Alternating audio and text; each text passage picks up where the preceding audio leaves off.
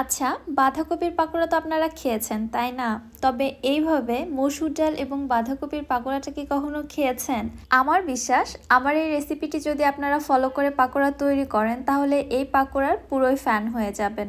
আসসালামু আলাইকুম everyone, welcome back to my channel. এই পাকোড়াটি খেতে যেমন মজা আর তৈরি করাও এত বেশি সহজ হবে যে আপনারা ভিডিওটি দেখলেই বুঝতে পারবেন। এখন থেকে তো বিকেলের নাস্তার জন্য আপনাদের আর কোনো চিন্তাই করতে হবে না। বাচ্চা থেকে বড় সবাই খুবই বেশি পছন্দ করবে। চলুন তাহলে কথা না বাড়িয়ে রেসিপি দেখে আসি।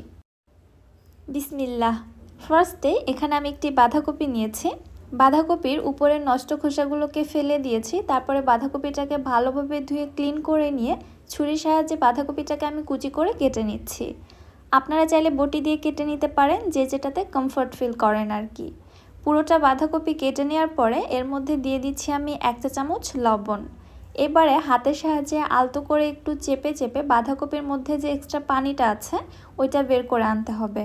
খুব বেশি চেপে নিচ্ছি না, আলতো করে চেপে নিলেই দেখতে পারবেন কফিটা আগের তুলনায় সফট হয়ে এসেছে। এই পর্যায়ে কফিটাকে আমি এক সাইডে রেখে দিচ্ছি 10 মিনিটের জন্য। এইদিকে হাফ কাপ মসুর ডাল আমি 1 ঘন্টা আগে পানি দিয়ে ভিজিয়ে রেখেছিলাম।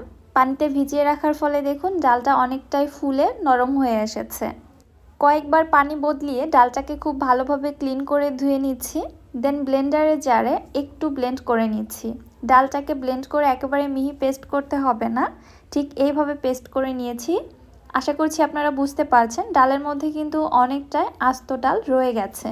ডালটা ঠিক এরকম আধো ভাঙা পেস্ট করে নিলে পাকোড়াটাও অনেক বেশি ক্রিস্পি হয়। আর যদি একদম পেস্ট করে ফেলানো হয় সেক্ষেত্রে কিন্তু পাকোড়া খুব একটা বেশি ক্রিস্পি হয় না। আর এইদিকে দেখুন বাঁধাকপিটাকে আমি এক সাইডে রেখেছিলাম, প্রায় 8 থেকে 10 মিনিট পরে ফিরে আসলাম। এবারে হাতের সাহায্যে চেপে চেপে বাঁধাকপির এক্সট্রা পানিটাকে আমি নিংড়িয়ে নিচ্ছি। যতটা সম্ভব হয় চেষ্টা করবেন বাঁধাকপির মধ্যে থেকে পানিটা নিংড়িয়ে ফেলে দিতে, তাহলে পাকোড়াগুলো ক্রিস্পি হবে।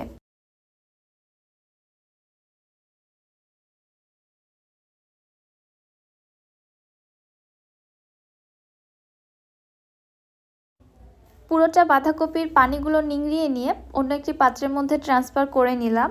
এর মধ্যে দিয়ে দিচ্ছি 1 কাপ পেঁয়াজ কুচি, 1 টেবিল চামচ দিচ্ছি মরিচের গুঁড়া, হাফ চা চামচ হলুদের গুঁড়া, 1 চা চামচ দিচ্ছি ভাজা জিরার গুঁড়া, সাথে আরও দিচ্ছি 1 চা চামচ চাট মশলা, 1 চা চামচ লবণ। ঝালের জন্য আরও দিয়ে দিচ্ছি 3টি কাঁচামরিচ কুচি।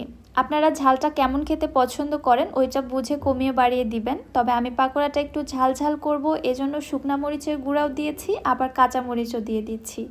এবার আগে থেকে যে মসুর ডালটা আমি বেটে রেখেছিলাম ওইটা দিয়ে দিলাম। এটা মূলত বাইন্ডিংয়েরও কাজ করবে, সেই সাথে পাকোড়ার টেস্ট বাড়াবে এবং পাকোড়াটা ক্রিস্পিও হবে। বাইন্ডিংয়ের জন্য আরও দিয়ে দিচ্ছি হাফ কাপ বেসন। বেসনের পরিবর্তে আপনারা কর্নফ্লাওয়ার অথবা ময়দা এছাড়াও চালের গুঁড়াও দিতে পারেন। সবশেষে দিয়ে দিলাম হাফ কাপ ধনিয়া পাতা কুচি। এবারে সব কিছু আমি খুব ভালোভাবে মিক্সড করে নিচ্ছি।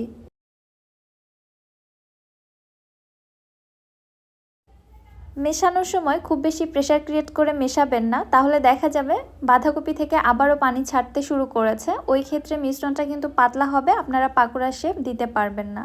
এজন্য আলতো করে জাস্ট মিশিয়ে নিব। এরপরে আমি পাকোড়ার শেপগুলো তৈরি করে নিচ্ছি। আমি পেঁয়াজুর আকারে পাকোড়াগুলো তৈরি করব, আপনারা আপনাদের ইচ্ছে মতো যে কোনো শেপেই তৈরি করে নিতে পারেন। এইভাবেই আমি পাকোড়াগুলো তৈরি করব। চলে যাচ্ছি তাহলে চুলাতে।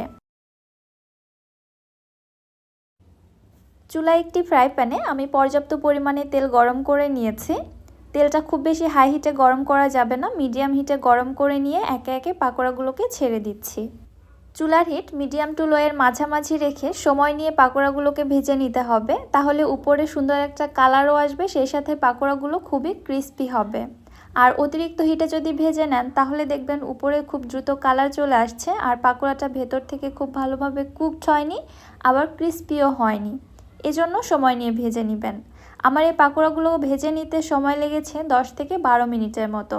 দেখতে পাচ্ছেন পাকোড়াগুলোর কত সুন্দর কালার চলে আসছে, সেই সাথে পাকোড়াগুলো ক্রিস্পি হয়েছে। আমি তেল ঝরিয়ে উঠিয়ে নিচ্ছি। একইভাবে সবগুলো পাকোড়াই তৈরি করা হয়ে গিয়েছে। একটি বাঁধাকপি থেকে দেখুন এখানে কতগুলো পাকোড়া তৈরি হয়েছে। ভেজে নিতে নিতে এখান থেকে বেশ কয়েকটি পাকোড়া কিন্তু আমি অলরেডি খেয়েও ফেলেছি। এত বেশি ফ্লেভারফুল ছিল পাকোড়াগুলো যা লোভ সামলানোটাই মুশকিল। আর আপনারা যদি এই পাকোড়াটা বাসায় তৈরি করেন, কেউ খাবে কেউ খাবে না এমনটা কিন্তু হবে না। বাচ্চা থেকে বড় সবাই একদম আঙুল চেটে পুটে খাবে। রেসিপিটি আপনাদের কাছে কেমন লাগলো অবশ্যই আমাকে কমেন্ট করে জানাবেন। রেসিপি ভালো লাগলে যারা আমার ইউটিউব চ্যানেল থেকে ভিডিওটি দেখছেন চ্যানেলটি সাবস্ক্রাইব করে দিবেন, এবং যারা ফেসবুক পেজ থেকে দেখছেন পেজটিতে অবশ্যই একটি লাইক অথবা ফলো দিয়ে দিবেন। সো আজকে আর বেশি কথা বাড়াচ্ছি না, আজকের মতো এখানেই বিদায় নিচ্ছি। সবাই অনেক বেশি ভালো থাকবেন, সুস্থ থাকবেন। আল্লাহ হাফেজ।